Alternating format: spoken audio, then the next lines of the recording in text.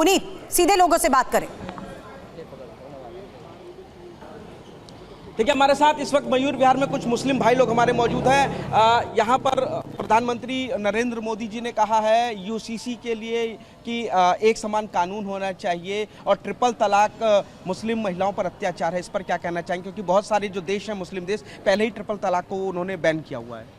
मैं डॉक्टर अब्दुल हसी बोल रहा हूँ। जो मेरी नॉलेज है उसके मुताबिक ट्रिपल तलाक के बारे में कुरान शरीफ में जो कहा गया है और दूसरी कंट्रीज जो अरब कंट्रीज़ है उसको भी उसको फॉलो करते हैं, उसमें 3 तलाक एक साथ नहीं देना चाहिए। 3 तलाक देने का मतलब ये है अगर पति शौहर बीवी में नाइतफाक़ी हो गई है तो वो आपस में समझौता करें और अगर एक दूसरे को समझाए, अगर नहीं हो तो फिर एक दूसरे से फिज़िकल रिलेशन छोड़ दें ताकि समझ ले। अगर उसके बावजूद भी वो नहीं समझते तो दोनों फैमिली के लोग और कुछ सोसाइटी के अच्छे लोग। Hello doctor, Tanvi herbals app या वेबसाइट से आज ही फ्री चेकअप के लिए अपॉइंटमेंट लें। तन्वी डॉक्टर से फोन या व्हाट्सएप पर बात करें और रहें फिट एंड फाइन। आपका herbal specialist Tanvi herbal clinic. जो इस बात को समझते हो, मौलाना वगैरह, वो इस बात में मीटिंग करें और उन दोनों को आपस में समझाएं और अगर वो समझ जाए तो बेहतर है, अगर नहीं समझे तो फिर एक रास्ता ये होता है कि एक तलाक दे दी जाए।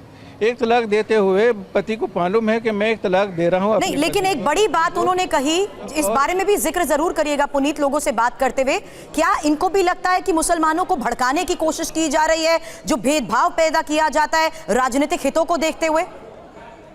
खत्म हो जाए तब पाक हो जाए, गुस्ल कर ले तब दे सकते हैं। माननीय प्रधानमंत्री जी ने एक बात कही आज अपने भाषण में कि मुस्लिम भाइयों के प्रति कुछ जो तमाम राजनीतिक दल हैं वो लोग भड़काने का काम करते हैं, उन लोगों में भेदभाव करने की कोशिश करते हैं, लड़ाने का काम करते हैं, और सिर्फ इसलिए क्योंकि वो अपनी राजनीतिक रोटियां सेक सके। इस पे क्या कहना? नहीं, मैं पहले इसको ट्रिपल तलाक के बारे में जो कंसेप्ट, मैं जो सवाल पूछ रहा हूँ उसके बाद में मैं दूंगा उसको। मैं ट्रिपल तलाक को कंसेप्ट क्लियर करना चाहता हूँ। अगर वो नहीं हो तो दूसरी तलाक 1 महीने बाद दे सकता है। वो भी उसी आप इनसे बातचीत को अपने जारी रखें। मैं वापस आपके पास पुनीत आपका रुख करूंगी, रुपेश के पास में जाना चाहूंगी, उनके साथ भी कुछ लोग हैं। रुपेश, इनसे तो बात करें, लेकिन जो विपक्षी एकता की तस्वीर सामने आई थी उसको फोटो ऑप कहते हुए भी प्रधानमंत्री ने निशाने पर ले लिया। प्रधानमंत्री के खास निशाने पर विपक्ष जो एकजुट हो रहा है वो आज थी। देखिए, मैं आपको यह बताऊंगा कि देश की यशस्वी प्रधानमंत्री आदरणीय श्री नरेंद्र मोदी जी का नेतृत्व संपूर्ण विश्व में देखा जा रहा है। किस प्रकार से प्रत्येक व्यक्ति, प्रत्येक युवा किस प्रकार से देश की यशस्वी प्रधानमंत्री जी के पदचिन्हों पर आगे बढ़ते हुए भारत को विश्व गुरु बनाने की भूमिका में आगे बढ़ रहा है। रही बात विपक्षी एकता की, तो मैं बताऊंगा कि एक से बढ़कर एक भ्रष्टाचारियों की जमात है ये। महबूबा मुफ्ती जैसे लोग जो आतंकियों की गोद में बैठ करके भारत को खंडित करने के, और टुकड़े टुकड़े गैंग की गोद में बैठे हुए लोग किस प्रकार से भारत को खंडित करने के और आतंकियों का समर्थन करने वाले लोगों का आगमन बिहार की धरती पर हुआ, और किस प्रकार से बुद्ध और महावीर की धरती को किस प्रकार से अपमानित करने का कार्य नीतीश कुमार जी ने किया है। इसके लिए शुद्धिकरण का यज्ञ होना चाहिए। जी बिल्कुल होना चाहिए। ये भ्रष्टाचारियों की जो जमात यहाँ जमा हुई थी बिहार में, नरेंद्र मोदी का सीधा कहना है कि हम लोग तुष्टीकरण की राजनीति नहीं करते हैं, हम लोग संतुष्टिकरण की राजनीति करते हैं। और संतुष्टिकरण के तहत अभी पूरा देश में आप देख रहे हैं कि सुधार की प्रक्रिया भी चल रही है।